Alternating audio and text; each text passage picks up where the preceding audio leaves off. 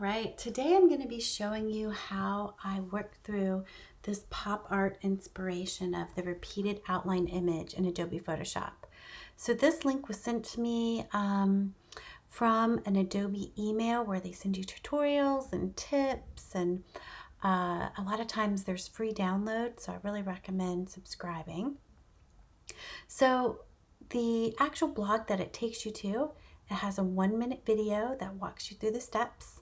No conversation, just music and step by step. And then it also has some screenshots to show you some of the details here in the post. So I thought I would walk you through where I found some things a little challenging if you were new to Photoshop, where you might get stuck, and some of the tools that you might not have used. Okay, so I have just a picture here. And one of the first steps that they talk about is duplicating your picture. So you're going to open any photo that you want, and you're going to duplicate and isolate. So in the video, it uses this icon, which is the new layer or duplicate.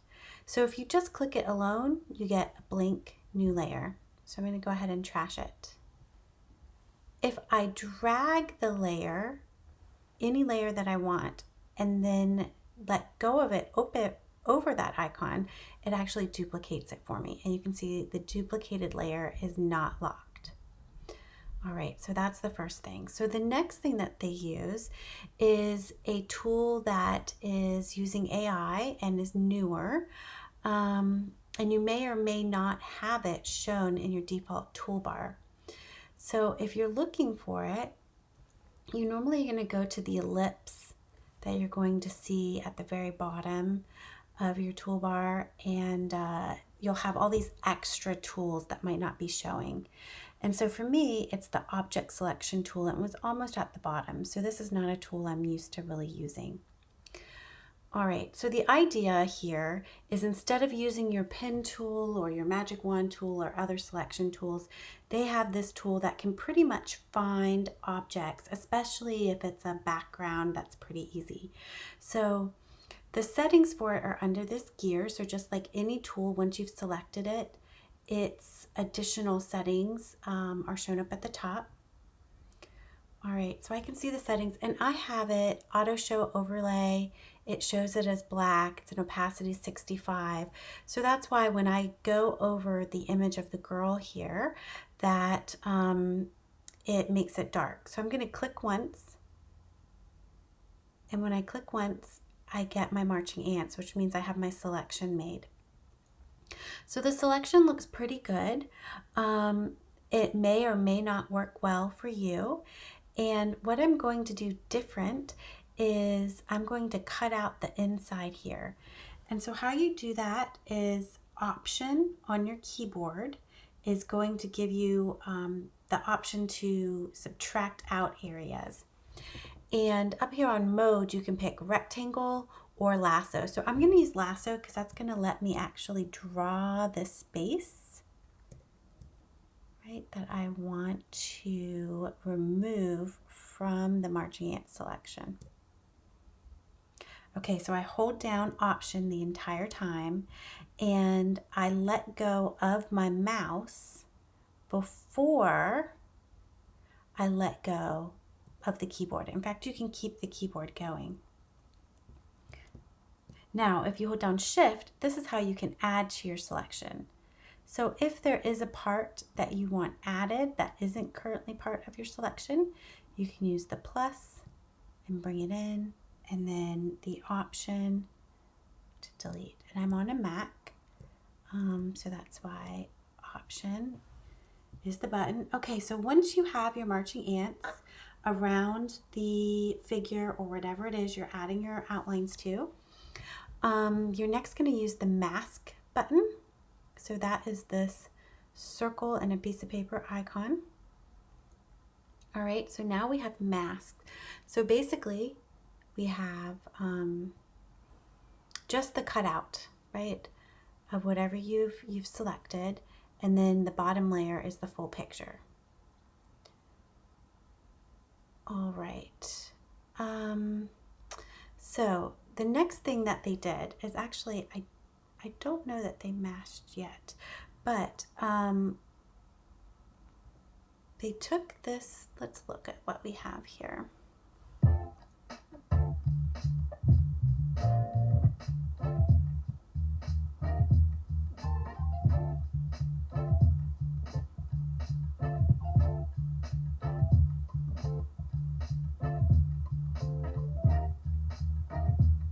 Okay, so what they did a little bit differently, and I'm going to go ahead and undo so that you can see that, is when I have my marching ants, they went ahead and smoothed their selection. So they went up to select, modify, smooth, and they had it 50 pixels.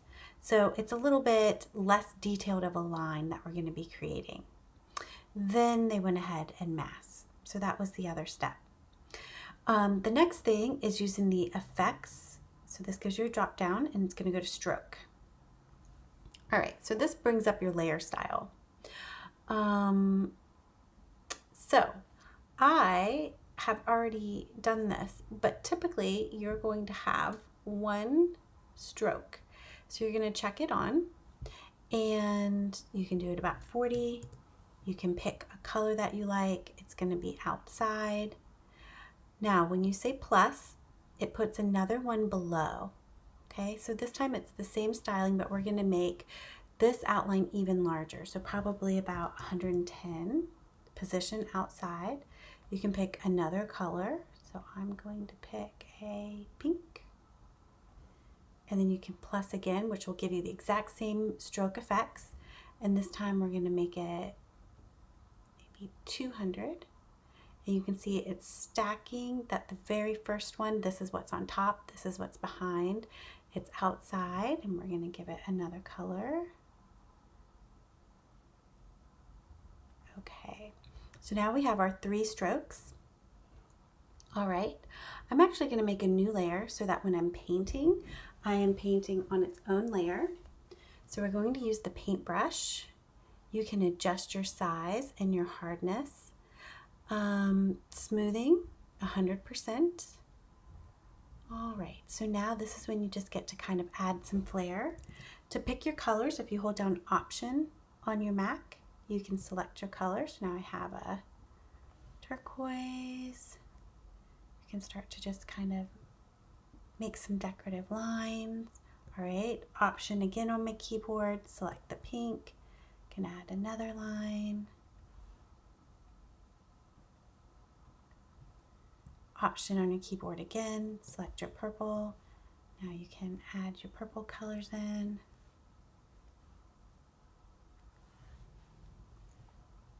And you're left with a pop art kind of picture.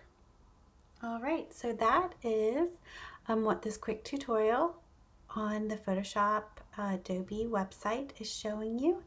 And it's pretty nice. They show how it could be mocked up into a book or brochure. So how you could use this effect to stylize any of your photos. So hopefully these additional tips helped. Happy designing!